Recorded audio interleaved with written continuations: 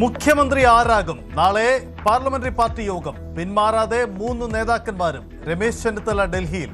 VD സതീശനെ സന്ദർശിച്ച് നേതാക്കളും 100 കണക്കിന് പ്രവർത്തകരും. ഹൈക്കമാൻഡ് പ്രതിനിധികൾ ഇന്നെത്തും.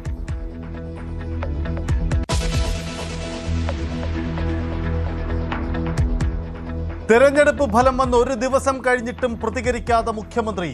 CPM സെക്രട്ടേറിയറ്റ് തുടരുന്നു. തെരഞ്ഞെടുപ്പിലെ കനത്ത തോൽവി പരിശോധിക്കുന്നു. CPI നേതൃയോഗവും തുടരുന്നു.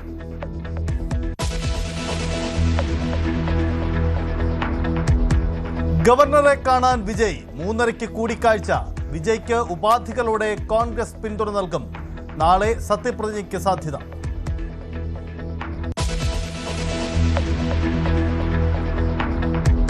ബംഗാളിൽ ദീദി നാടകം തുടരുന്നു. രാജിയില്ലെന്ന നിലപാടിൽ ഉറച്ച് മമത.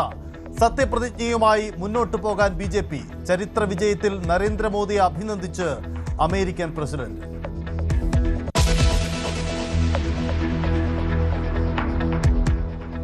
മുഖ്യമന്ത്രിയാവാൻ ചെന്നിത്തല യോഗ്യനെന്ന് സുകുമാരൻ നായർ.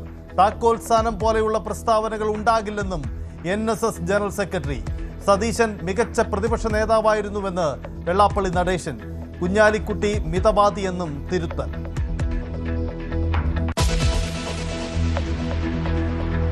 ഞാൻ എന്നിട്ട് വെല്ലുവിളിക്കുകയാണ്.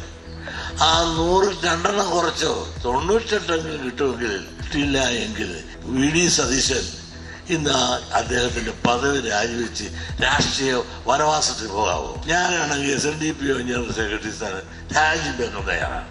ഈ വെല്ലുവിളി സ്വീകരിക്കാൻ സതീശൻ തയ്യാറാണോ? സ്വന്തം നിലപാടിൽ മലക്കം മറിഞ്ഞു വെള്ളാപ്പള്ളി. UDF 100 അടിച്ചപ്പോൾ നിലപാട് മാറ്റി.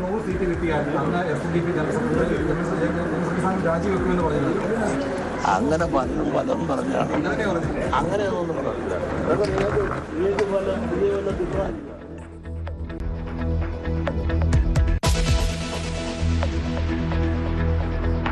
ഇറാനെതിരായ സൈനിക നടപടി താൽക്കാലികമായി നിർത്തിവച്ചെന്ന അമേരിക്ക. ഹോർമൂസ് പൂർണ്ണമായി തുറക്കാനുള്ള നടപടികൾ തുടരും. ഇറാനെതിരെ നാവിക ഉപരോധത്തിൽ മാറ്റമില്ല. പ്രകോപനം തുടർന്നാൽ ശക്തമായി തിരിച്ചടിക്കുമെന്നും ട്രംപ്.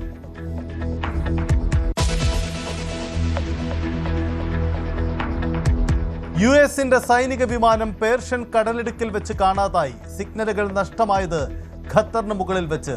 അപായ സൂചന മുഴക്കിയിരുന്നുവെന്ന് US. ബോയിങ് KC-135 സ്ട്രാറ്റോ ടാങ്കർ പുറപ്പെട്ടത് UAE-ലെ അൽ ദഹ്റ വ്യോമത്താവളത്തിൽ നിന്ന്.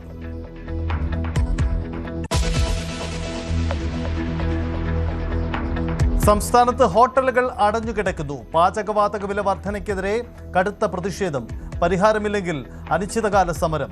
ഓൺലൈൻ ഭക്ഷണ വിതരണവും മുടങ്ങി.